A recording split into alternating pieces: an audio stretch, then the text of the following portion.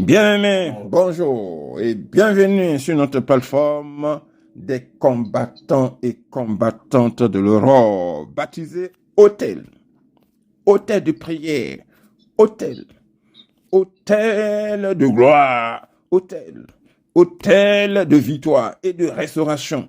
C'est un combat spirituel que nous menons tous les matins, du lundi au vendredi à 5 heures. Et nous ajoutons 5 heures moins 11 pour que tu sois le premier à te connecter. Alors, nous t'invitons de te réveiller. Réveille-toi de ton sommeil. Réveille-toi, mon frère, pour prier. Réveille-toi, ma soeur, pour prier. Réveille-toi pour combattre le bon combat spirituel. Réveille-toi pour ton réveil spirituel. Au nom de Jésus-Christ, bien-aimé, cela se passe sur notre canal Zoom 540 716 91 63 et comme mot de passe 1, 2, 3, 4. Et le Seigneur te bénira. Ce matin, nous avons la joie de donner la parole à notre frère Rémi Cailleux, Noiselle qui va nous apporter la parole et bien sûr le docteur Parfait qui fera le micro témoin. Que le Seigneur les bénisse au nom de Jésus. Amen. Amen. Alléluia. Amen. Alléluia. Bonjour à tous. Je vous remercie de m'inviter à nouveau. Que Dieu vous bénisse. Prions. Père, je te bénis, Seigneur. Je te rends grâce, Seigneur, pour l'opportunité, Seigneur, de partager ta parole avec mes frères et sœurs en Christ. Je te remercie, Seigneur, pour l'amour de Dieu qui nous unit. L'unité de l'amour, de la foi et de la vérité, Seigneur, qui marche avec nous, Seigneur, nous marchons dans la vérité. Et merci, Seigneur, pour l'onction, Seigneur, qui brise le joug étranger, Seigneur, que nos esprits soient ouverts, que notre cœur soit alerte, et que nous puissions être réceptifs à la parole de Dieu, la parole de la vérité, la parole de la foi. Merci, Jésus, merci, Seigneur. Amen. Amen. Alléluia. Amen. Je vais partager un message sur la Pâque que je vais intituler de l'angoisse à la délivrance, le Amen. pouvoir transformateur de la Pâque. La dernière fois, une jeune femme chrétienne me demande la différence entre la Pâque au singulier et puis la Pâque au pluriel. Je n'y avais pas pensé, à vrai dire, mais je lui ai dit ce que je pensais. Je pense que ça sous-entend qu'il y a la Pâque juive singulier et la Pâque chrétienne au pluriel. Alors j'ai fait des petites recherches et effectivement la Pâque au singulier, qu'on appelle le Pessa, qui veut dire passer outre, qui veut dire épargner, c'est une fête juive. Et la Pâque chrétienne sont une fête qui rappelle la mort et la résurrection de Christ. Donc la Pâque juive commémore la libération des Juifs, des Israélites, de l'esclavage en Égypte, qui est symbolisé par le repas du Seder ou des aliments symboliques qui sont consommés. Elle dure 7 jours en Israël et 8 jours dans la diaspora juive. C'est dans Exode 2, donc le passage, c'est Exode chapitre 12. La Pâque chrétienne célèbre la résurrection de Christ, de Jésus-Christ, le 3e jour après sa crucifixion. Et c'est un événement qui nous concerne tous, puisque nous aimons Dieu, nous aimons le Seigneur. Amen. Donc, il est important de reconnaître que la Pâque, dans ses origines, n'est pas célébrée comme une fête. Mais on est supposé la manger, la Pâque. Elle a été vécue aussi comme une nuit d'angoisse. Lorsqu'on regarde le chapitre 12, Dieu annonce ou prophétise qu'il va faire quelque chose d'angoissant, qui va tuer tous les premiers-nés, et pas seulement les premiers-nés d'une nation, mais les premiers-nés aussi des bêtes. C'est-à-dire que le bœuf est concerné, la souris est concernée, les êtres humains sont concernés. Et c'est une nuit horrible, c'est une nuit terrible ce sont des séries de fléaux qui seront infligés dans l'Égypte, comme vous le savez, les 10 fléaux, parce que les Juifs, les Israélites sont en esclavage en Égypte depuis 430 ans. Alors, malgré ces fléaux, malgré les calamités, nous savons que le roi, le pharaon de l'Égypte, le roi de l'Égypte, avait endurci son cœur et malgré plusieurs calamités, le pharaon a toujours refusé de libérer les Israélites et les laisser adorer Dieu dans le désert. Donc, comme le pharaon s'était obstiné, Dieu va le punir d'une punition ultime. Après plusieurs fléaux, il va déclarer la mort des premiers-nés égyptiens. Ce fut une grande crainte. On suppose que ce jour que nous célébrons aujourd'hui a d'abord été une grande crainte, une grande peur et aussi de grandes souffrances dans l'esclavage. En particulier lorsque Dieu annonce par la prophétie la mort des premiers-nés, parce qu'il se dit qu'est-ce qui va nous arriver à nous? Nos premiers-nés, on les aime. L'anxiété s'empara des Israélites à l'idée que Dieu va tuer les premiers-nés. On voit dans Exode 12, chapitre 12, verset 12, « Et cette nuit-là, je passerai à travers l'Égypte et je frapperai tous les premiers-nés du pays, aussi bien les hommes que les bêtes, et je ferai justice de tous les dieux de l'Égypte, je suis l'Éternel. » Ce passage met en lumière la gravité, l'intensité de la nuit de la Pâque et la libération que Dieu va faire par une intervention effrayante et spectaculaire. Mais je suppose que Moïse, celui qui dirige le peuple, a pu leur dire ne craignez pas, il y a une solution, il y a un moyen divin de protéger les premiers-nés, nos premiers-nés de notre nation de cette mort imminente. Il y a un signe, et c'est dans le verset 13, il dit « Le sang sera pour vous un signe sur les maisons, et vous serez où vous serez, et je verrai le sang et je passerai par-dessus vous. Et il n'y aura pas de fléau destructeur parmi vous quand je frapperai le pays d'Égypte. » Amen. On voit que Dieu prend toujours soin de nous, de son peuple, et qui leur donne les moyens d'échapper à la sentence, à un jugement. Amen. Par la grâce. Amen. C'est ce que Christ a fait d'ailleurs en se sacrifiant comme un agneau sans défaut. Parce que dans Exode, je sais plus, c'est au verset 7, on commence à partir de verset 7. Peut-être qu'on peut le lire d'ailleurs. On prendra de son sang, verset 7, chapitre 12, et on en mettra sur les 2 poteaux et sur le linteau de la porte des maisons où on le mangera. Amen. Verset Amen. 8, cette même nuit, on en mangera la chair rôtie au feu, on la mangera avec des pains sans levain et des herbes amères. Bref, Moïse leur ordonne de choisir un agneau sans défaut, qu'ils devaient garder apparemment jusqu'au 14e jour du premier mois de l'année, et il devait être sacrifié au crépuscule du 14e jour. On leur instruit, le peuple fut instruit d'appliquer le sang de l'agneau, comme vous pouvez le voir au verset 7, sur les linteaux et les montants des portes de leur maison. Pour ça, nous prions et nous plaidons le sang de Christ, parce que le sang de Christ nous protège, nous permet à l'esprit de mort d'entrer dans nos maisons, parce que là où il y a le sang de Jésus, il y a le Saint-Esprit.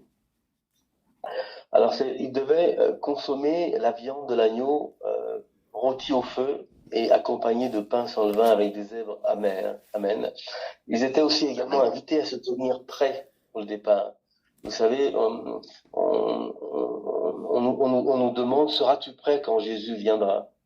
Il y a une stature, une position dans l'esprit qui est permanente, un petit peu comme Néhémie, lorsqu'il voulut rebâtir le temple, il avait une épée à la main et puis un outil pour bâtir le temple dans une autre main, parce que à n'importe quel moment, l'ennemi pouvait surgir et chercher à les tuer.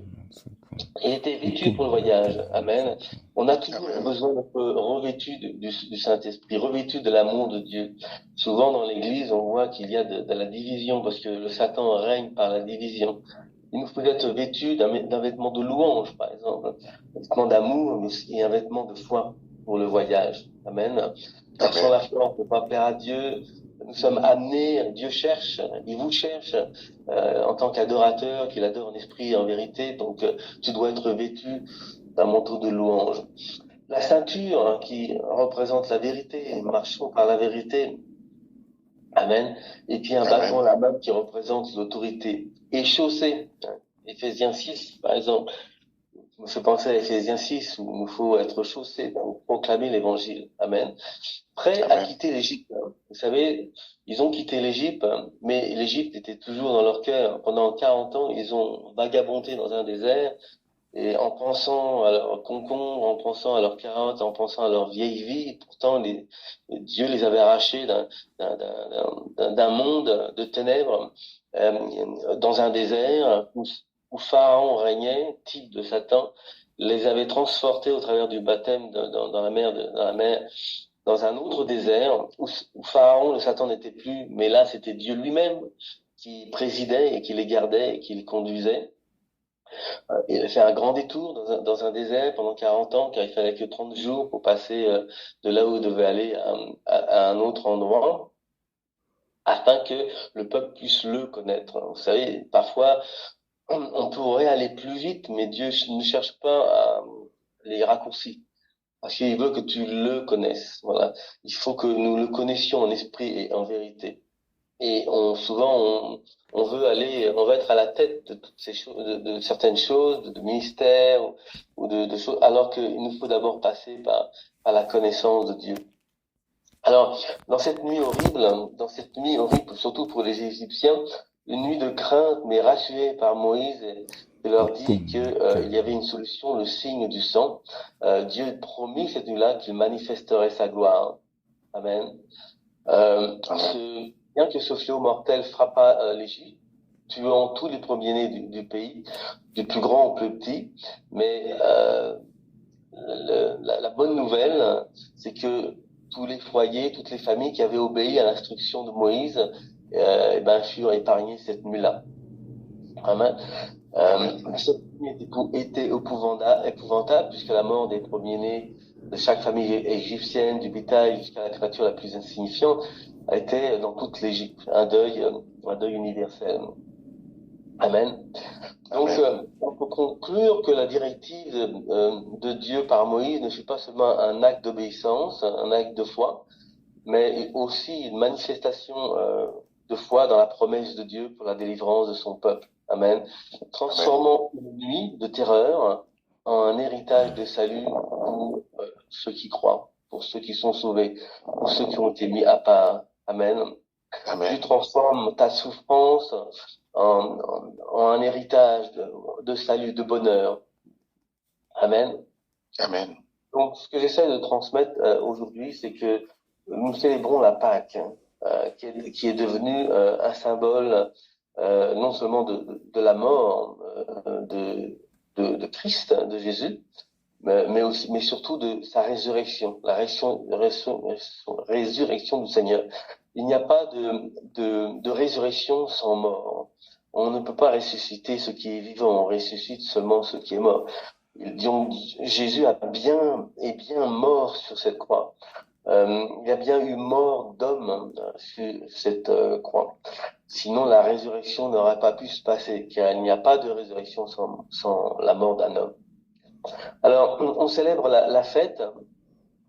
On célèbre une célébration ou une fête qui est aujourd'hui joyeuse, mais à cette époque-là, les Juifs ne la percevaient pas comme une fête ou une célébration. Donc, pas oublier que la souffrance était au cœur de cet événement. Amen.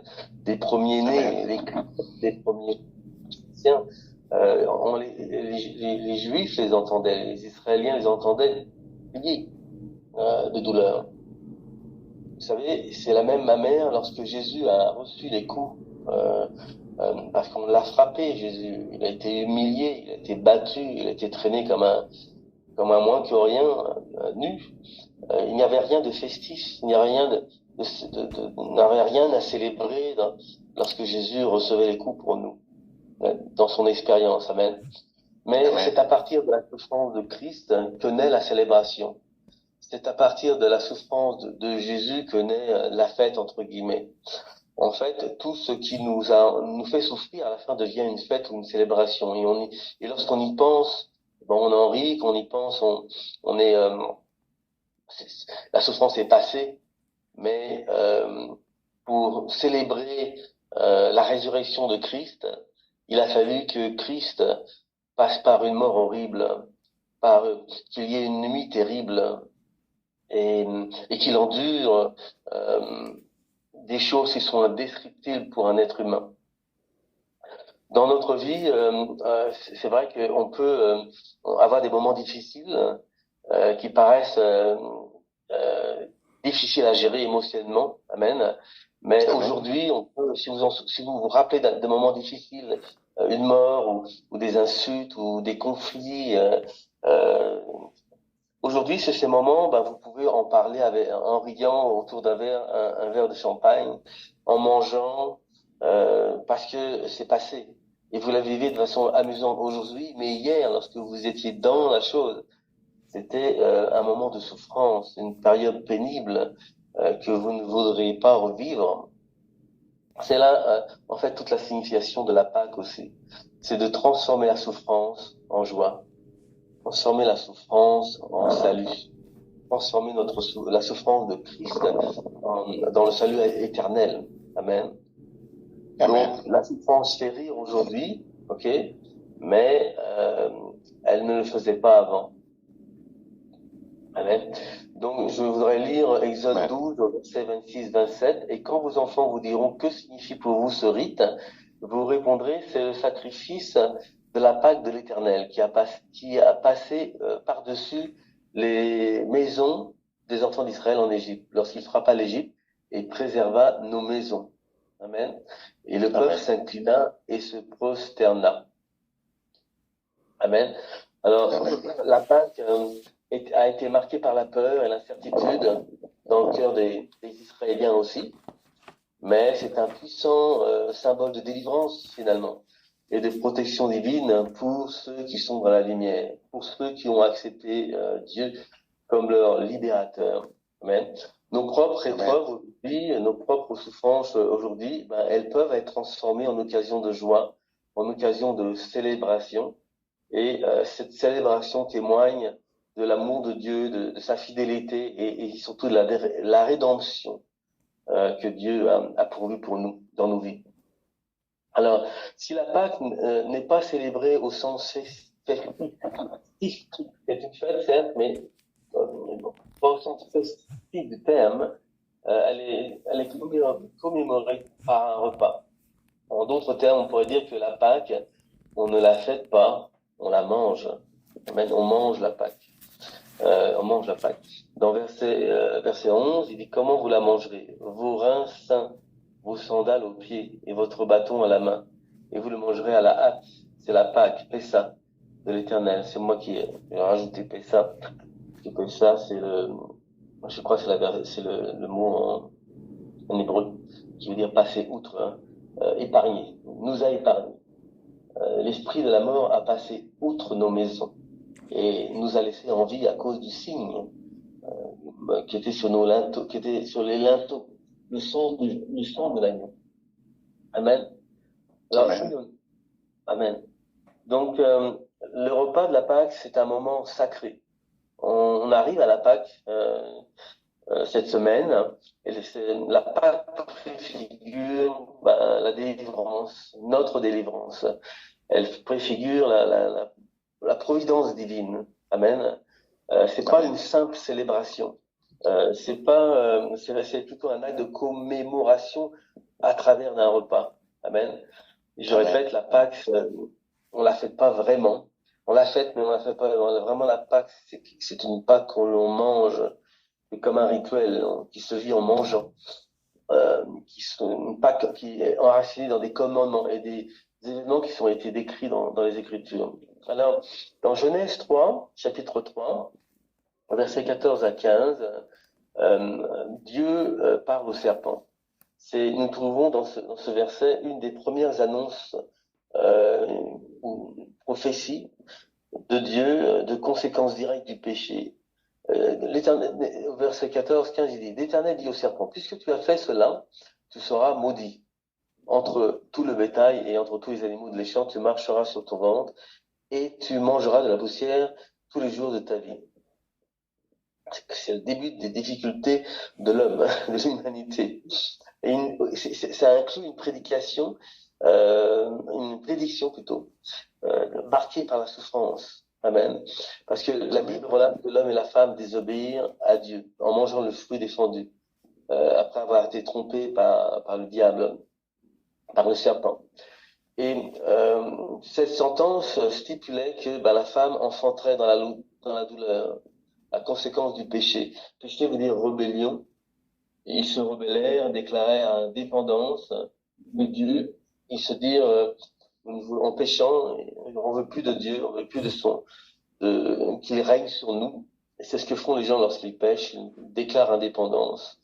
Et une sentence est sur eux, la femme enfante dans la douleur, la terre produit des épines et des ronces, et l'homme doit travailler durement, péniblement pour se nourrir, car c'est à la sueur de ton front que tu gagneras ton pain, la Bible déclare. Alors le fait de devoir travailler durement pour se nourrir n'est pas une bénédiction de Dieu, mais plutôt une punition. Amen. Et dans cette punition, Amen. Dieu n'était pas heureux de donner cette sentence, mais c'est un Dieu de justice, et il a dû déclarer ces choses. C'est à la sueur de ton front que tu gagneras ton pain, selon les versions. Donc travailler durement pour subvenir à ses besoins de base,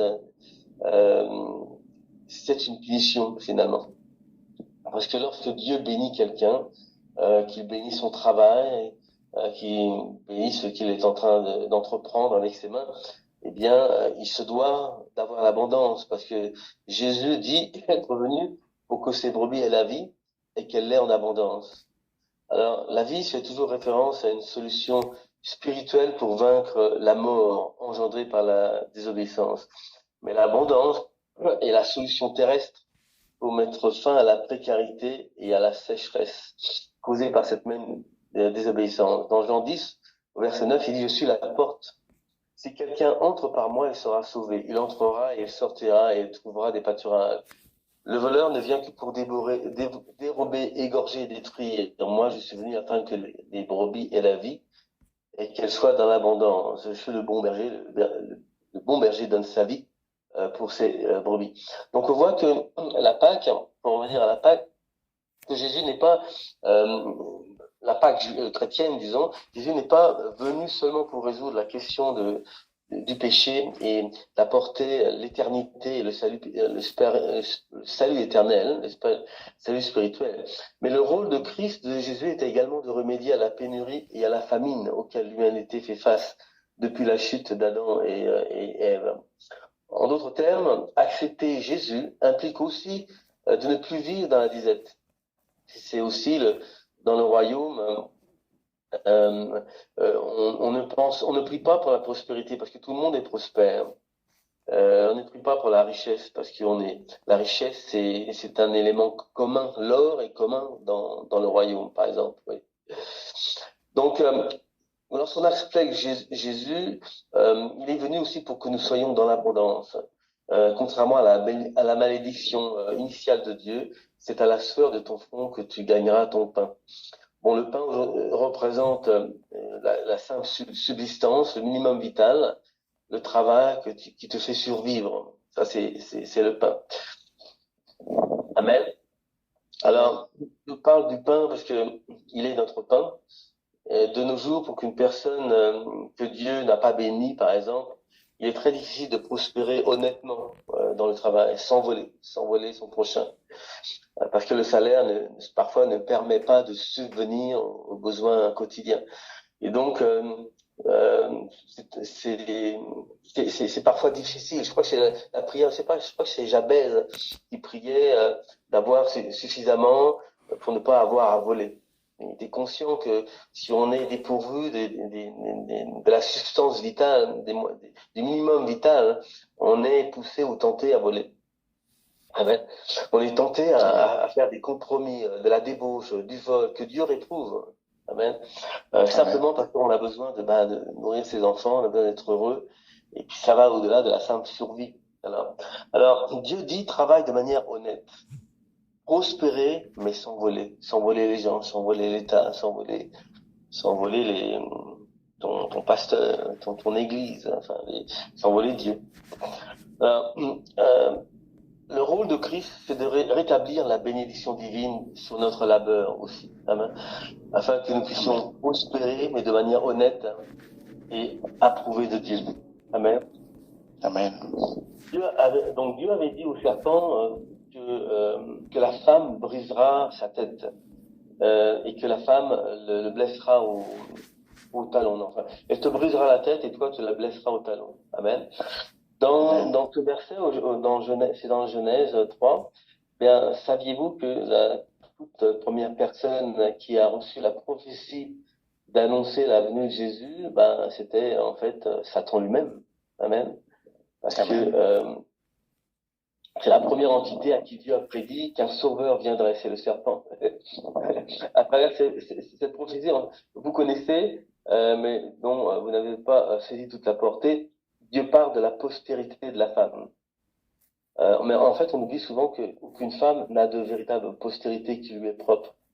La postérité appartient toujours à l'homme qui a engendré cet enfant avec la femme.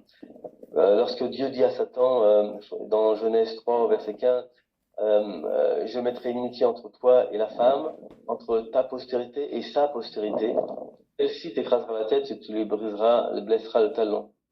La postérité de la femme, la postérité qui va te détruire, en quelque sorte, ne sera pas la postérité d'un homme, mais la postérité d'une femme. Autrement dit, pourquoi je parle de ça, c'est parce que l'enfant qui est né d'une femme, Jésus qui est né d'une femme, n'aura pas de père humain. Amen. Il n'aura pas de père physique. Amen. D'un point de vue scientifique, d'ailleurs, on ne pourra pas identifier un génie humain pour lui, pour Jésus. Mais génétiquement, il sera 100% le produit d'une femme, de cette femme, Marie, mais spirituellement, il aura un autre père. Et qui est donc ce père? Ben, c'est Dieu lui-même par son Saint-Esprit. C'est pour ça que le sang n'est pas corrompu. Et que le sang, c'est un sang divin. Il est parfait. Il est sans péché. Il est né sans péché. Donc Dieu voulait a prophétisé qu'un jour naîtrait un homme sans père charnel. Et il l'a dit premièrement au diable qui a causé ce chaos dans l'humanité. Et que ce serait lui, cet homme que nous connaissons aujourd'hui, et que nous nommons Jésus, qui viendrait vaincre le problème du péché que Satan a introduit. Par conséquent, par rapport à la Pâque, eh bien, ça veut dire que la Pâque n'est pas un simple événement. Elle renferme aussi un mystère plus profond de ce qu'on imagine, qui tire sa source ou son origine de la Genèse. Parce que Dieu l'annonce d'abord dans la Genèse, il le fait vivre au peuple d'Israël en Exode, une image préfigurative des choses à venir. Puis il envoie les Israélites comme captifs en Égypte pour représenter notre captivité par Satan, parce que nous étions captifs de Satan. Il nous a libérés du joug de Satan. Il nous a, par le baptême, transféré des ténèbres à la lumière, de la haine à l'amour, etc.